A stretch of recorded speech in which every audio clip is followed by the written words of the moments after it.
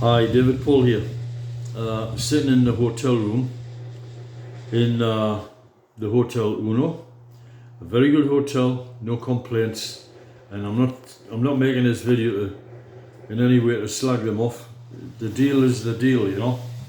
But here, I just made the video about this room that I'm staying in, and it's kind of a sad place, you know.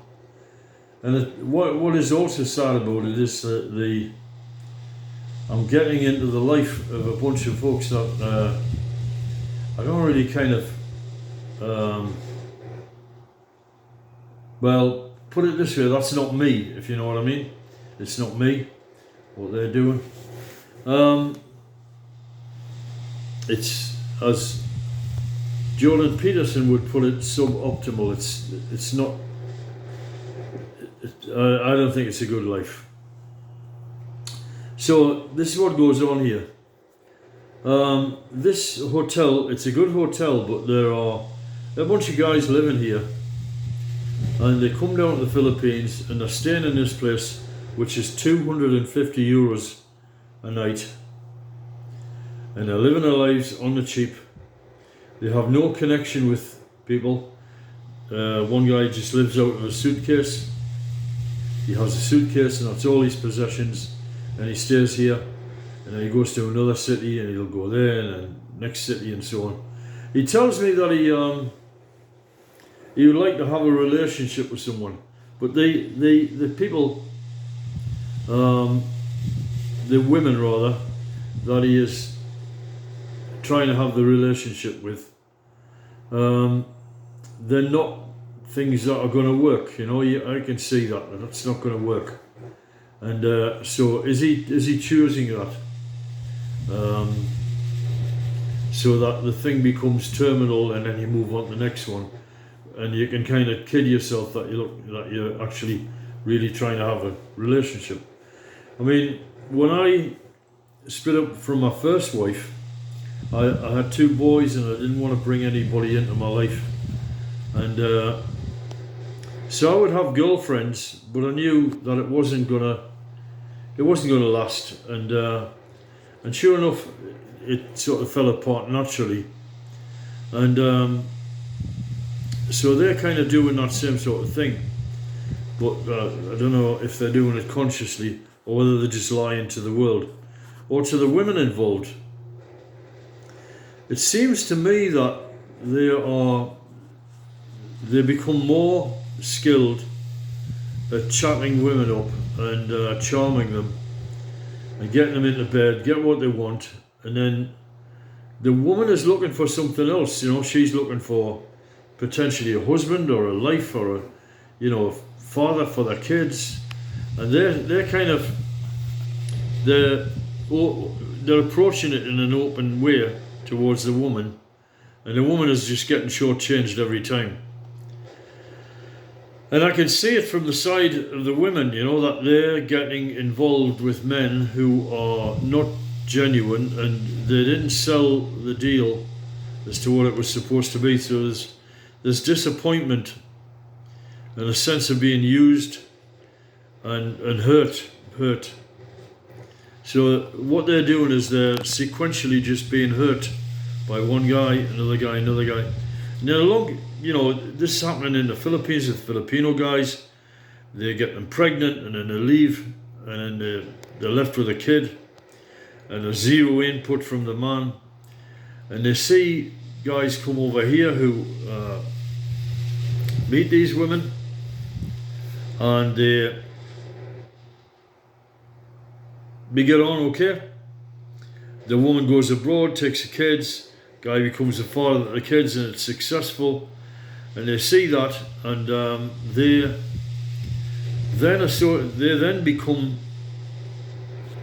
becomes an association of foreign men being a better choice.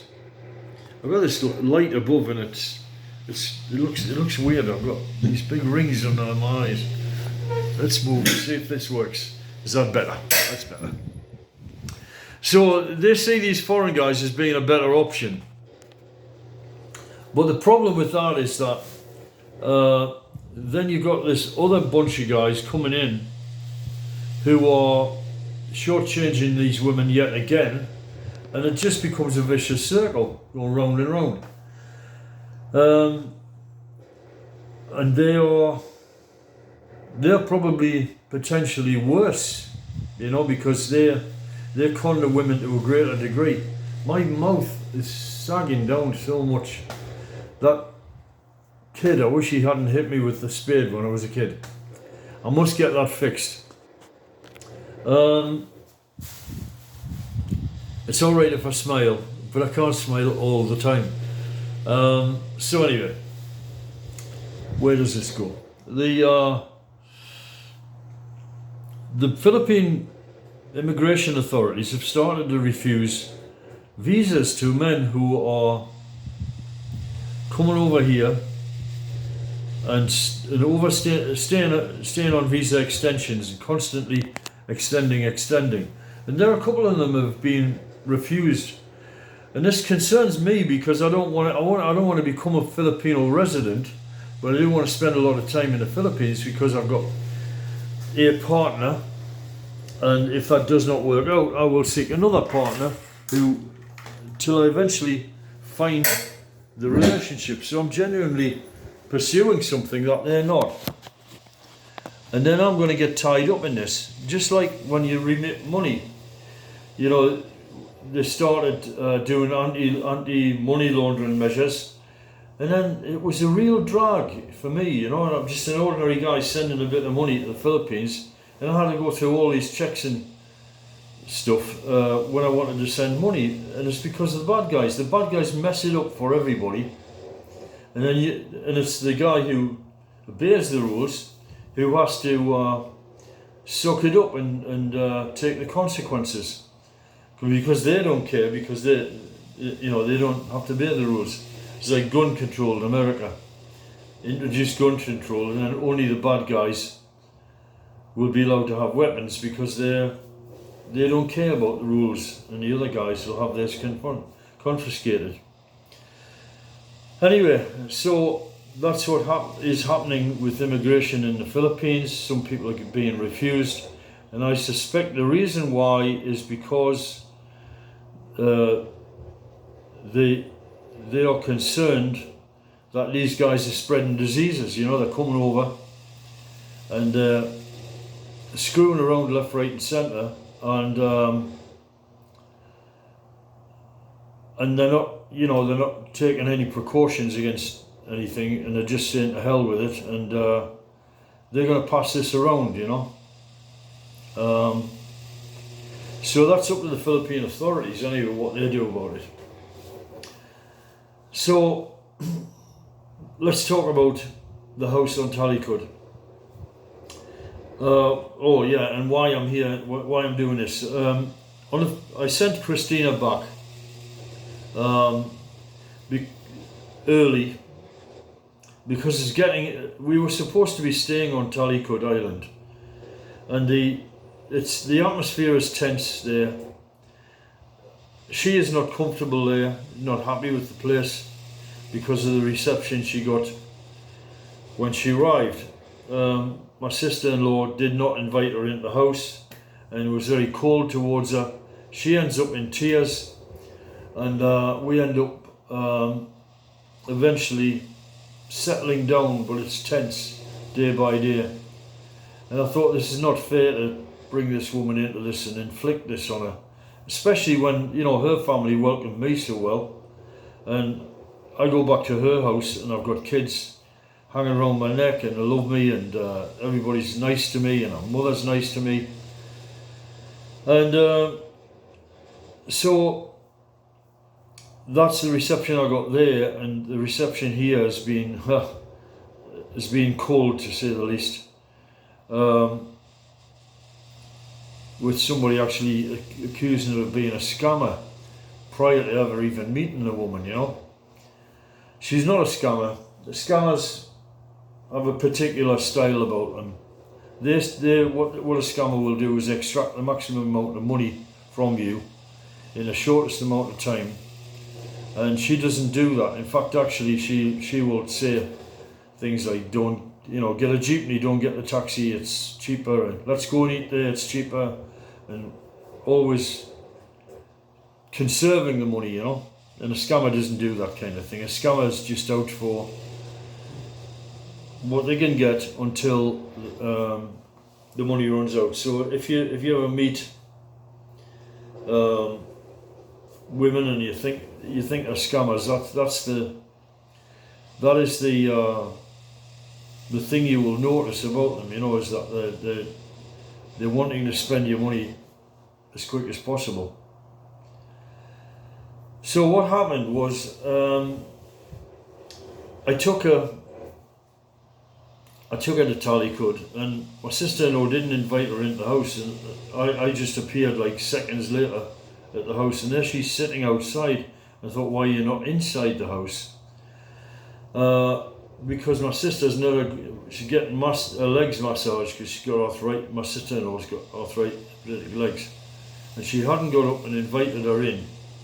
This is a very difficult, it's a very delicate situation, and dealing with a woman who are a bit more sensitive, you have to be even more delicate. A man will kind of like take it on the chin a bit, and then you can settle eventually, But with women, you got to be damn gentle with them at first till they get to know you. So what happens is she goes up and sits by the water treatment plant, which is about 100 metres from the house, and I go up there and I try to find out what's wrong. And then I took her up to Scotland to see the house, and her response was, "It's shit." That was what she said, because she's negatively conditioned by her initial response. So, it's manifestly obvious that the blue ribbon of the sea is running past there. You got a view of the sea. It could be a great site for a house, and it could be a great place for a business, but it's going to take time. All that's manifestly obvious, but her response is, "It's shit." And who is to blame her? Because she's just now being negatively conditioned towards the place. For her to invest time and energy and love and whatnot into a home with me on Tallycud requires that she remove her children from a very good school to a school that's not so good, and I can make up for that with buying some tuition or something. So that's the kids for a start. I've come out of a good school, going into one that's not so good. Moving to a place where she's totally dependent on me, and leaving her family for a deal that's going to pay off not immediately, and there'll be a struggle to do it and so on. So it doesn't make sense. I see her point of view and it doesn't make sense. So what do I do about that?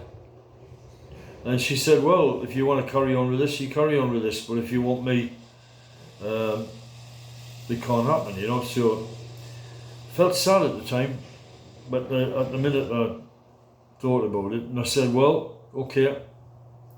And I saw her point of view, and I can see that her point of view is the same point of view of any other woman who would. So basically, it doesn't matter whether it's Christina or anybody else. That is the point of view that would be held by any woman who had to come to Tallycud. The only way it would not be that point of view would be if I met a woman on Tallycud, which I did try to do. I tried,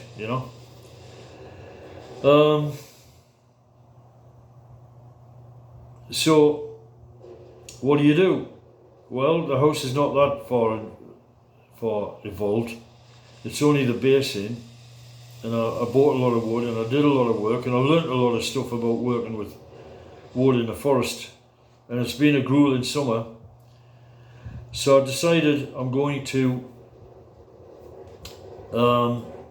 quit the project and sort of mothball it, because between these three projects I'm working on, I have to work on one a bit and then mothball it, and then go to the other situation where I have to do something and mothball it, and then the other situation.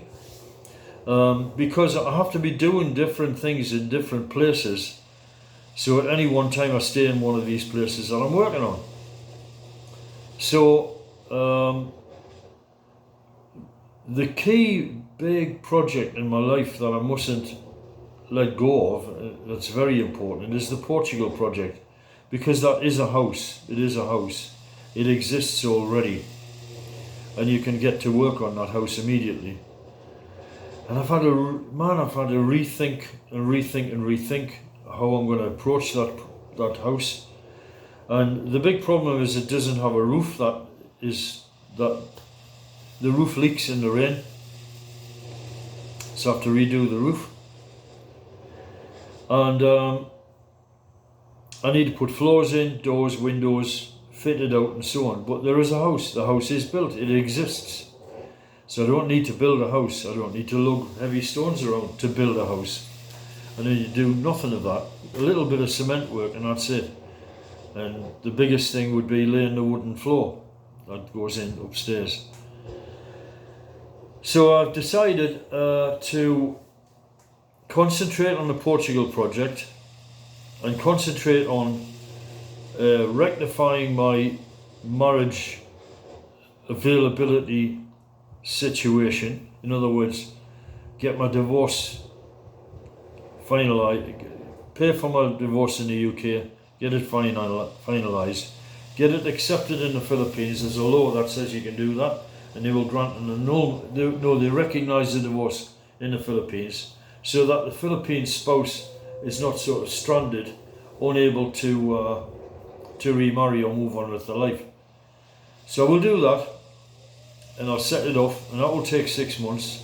And meanwhile, I'm going back to the UK, and I'm going to teach, because problems get a lot smaller when you've got a big pile of cash to deal with them. Or as a friend of mine said, what did he say? He said, I find problems go away when you throw cash at them. So that's what I'm going to do. So concentrate on the Portugal house, get it finished, so that it is a facility that I can go to, and I'm allowed under the Schengen agreement, under the Brexit agreement, to spend 90 days there, leave the country, spend 90 days there, and so on.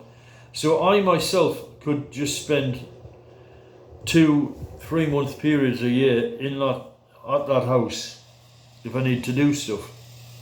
So I would say I need to put in about 3 months of work every year into the house whilst I'm doing it up. Now I have to, in order to move a Filipina out of the Philippines, here's what you got to do. You got to marry her. So even if you don't believe in marriage, you got to marry the woman, because then as your wife, she becomes mobile.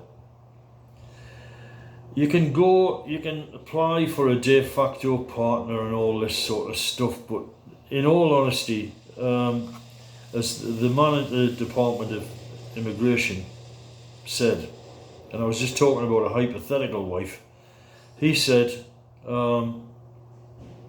you can just marry the woman. That's what he said, just marry the woman. So, in contrast to all the guys in this hotel who are leading a different kind of life, like a lone wolf life, this is not what I want for me. I want to have a wife and a family, and that makes me like #1 commodity in the Philippines. But I'm having a bit of a struggle convincing women that I'm telling the truth. There's a bit of disbelief there. I think Christina's got it because of the way I'm behaving with her kids. Effectively become their dad. And they call me daddy, and I'm cool with that. That's great. So I now have 8 kids, and I have 2 Filipino kids that are my adopted kids by this very method, as in just marry the woman, you get the kids, they call you dad. Forget about the paperwork, they're my kids. And they are a spectacular success. And that's why I want to repeat that. It gives meaning to life. As Jordan Peterson would say, lift a load. lift the load. And I've lifted the load.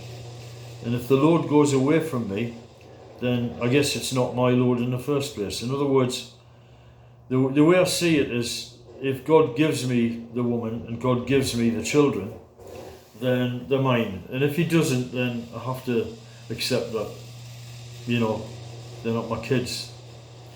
And he certainly gave the previous two to me, and my biological kids, obviously. So, where do we go now? It's go back to Sorsogon, spend time with Christina and the kids until Christmas is over. So we have a nice Christmas there. And it'll be a really nice Christmas for the kids. I'll see to it. I'll put lots of decorations up in the house and things, like tinsel stuff and that they like, and maybe get a little Christmas tree with the lights on. It'll be a really nice Christmas. And then between the 20th and the 25th of January, I'm going to set off to the UK, and I'm going to hammer the agencies and get work as a teacher, and I'm going to go and do something very relaxing. It's ironic, but I find teaching relaxing because it's so intense. When you're teaching, you can't think about anything else, and you can leave your problems behind. I find work a therapy. I'm not really suited to this retirement thing. I like to know that the money is coming in, and as a teacher you can do the work, and you go out there, and at the end of the day you think, that's it, I've just bought a chainsaw, half of a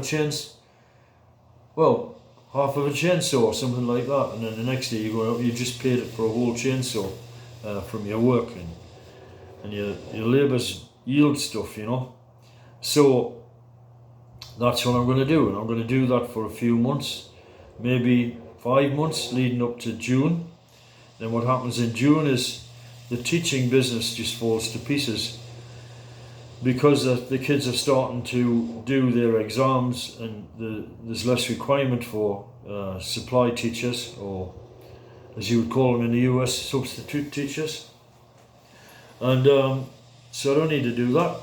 I may get a proper teaching job for a few months where I am the permanent teacher taking it over, but I don't want to go back to teaching properly, because that's a commitment to the UK which I don't have. I've got projects I want to do, and then I will apply, marry Christina if that's still ongoing, and take the kids and her off to Portugal. If the house is not in a fit state to live in, I will rent a house, and then work on a house whilst there, and everything should be fine, so long as I can pull off the immigration requirements. What is plan B if everything fails? Plan B is to, if I were not to get immigration, if I was not allowed immigration into Portugal, what would I do? I think that the answer to that would be simply to do some work on a house and keep working at the Portugal project year by year, and just live in the Philippines. So I'm going to have to move region to Sorsogon, and as I've said about Sorsogon, it's incredibly beautiful. It's beautiful. Not a lot to do, but I'll have to find something to do while I'm there, and I guess making furniture would help. I'll make some furniture. Spend time in Sorsogon and keep working at the immigration, because if I get refused, there will be a reason, and the reason will possibly be not enough income, and the answer to that is do more work, save more till you solve that problem, or whatever. We don't like your house, but I don't think that is an issue, because as time goes on, that house will be, well, it'll be beautiful, it'll be as good as anybody else's. And that's it. So, Mr. I can't remember his name, Mr. Smith made a comment about the video I made about the police station. And he's a very supportive guy, this fella. I like his comments. And he said, not as awesome as the house you're going to build. And I thought, oh dear, he's going to be disappointed. Well, so what's the solution to this desire to do all these creative projects, that I want to do? And the answer is, you can simply do them in Portugal. So I will do that, I will construct that tree supported house that I was working on Talicud. I will construct it, but I'll just do it in Portugal. I mean, roofing, for example, I've got lots of roofing materials, so that's kind of already done, So a lot of things will be much simpler to do in Portugal. The trees that support the house will be slower to grow, which is unfortunate, but I have some ideas about how I might be able to speed that up. I'll certainly mollycoddle them and feed them all the fertilizer they want, and this and that and the other. And in that video I made about the bougainvillea which I planted, that thing has now been there for a year.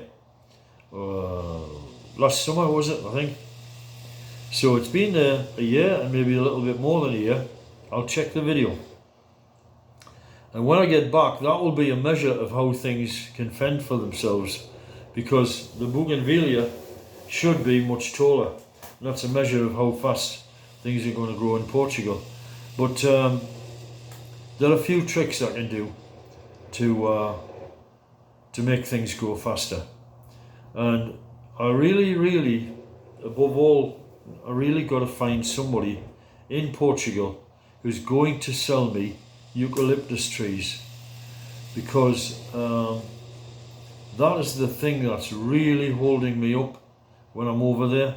If I could buy some eucalyptus wood, then I'd have all the wood that I can, all the wood that I desire for my projects, building furniture and all sorts of stuff like that. On Talicud, I promised the family that I would build a table. I've got physics work to do, which I will do here online.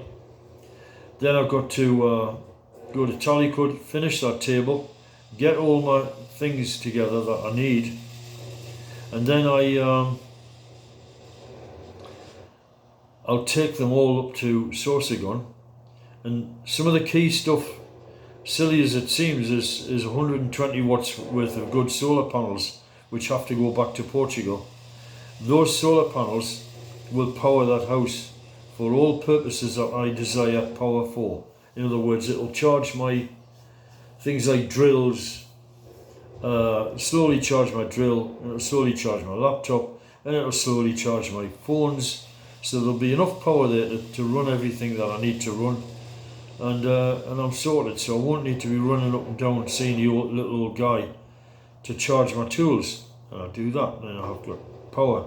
I've got water in the water point in the centre of the village, and there is water flowing past in the lavada, which I can use for washing clothes and things like that, and taking showers. And it should be okay. I will be okay. I will send money for Christina and the kids, and they will be okay. And everybody just goes into like a sort of holding pattern while I sort things out. Sad that it came this way, but to be honest, maybe it's better. Maybe it's made me realise that some things are possible and some things are not. The house on the construction on Talicud, I'm going to tell them to use the wood. They can use it to make a corral for the goats. And the chainsaw's got to stay. I can't do anything with the chainsaw, and I've had enough of that damn thing anyway. And the the idea of this house is that it was to be a house where the vertical components of the house, the compressive support structure of the house, was trees. So you'd have 6 trees, and then as the trees started to get too fat, you would chop 3 of them out, and the house would then be supported on 3 trees. And then you would grow 3 new trees to replace the ones that you chopped out, so they would be relatively thin now, and they would last for say 20 years. And then the other ones are getting too fat, and you take them out. So you're not being closed in and overwhelmed by trees. You only allow them to be a certain size. Now, to support the house, you only need trees about 6. These are, you know, quite dense wood. You only need to grow trees about 6 inches diameter in order to support the compressive load of the house, and that's doable.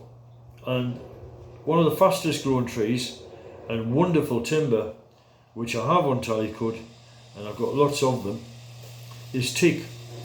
So what I'm going to do is I'm going to take all the teak seedlings and plant them round in the arrangement that I want them, and I'm also going to plant teak trees all over the piece of land, my piece of land, Scotland.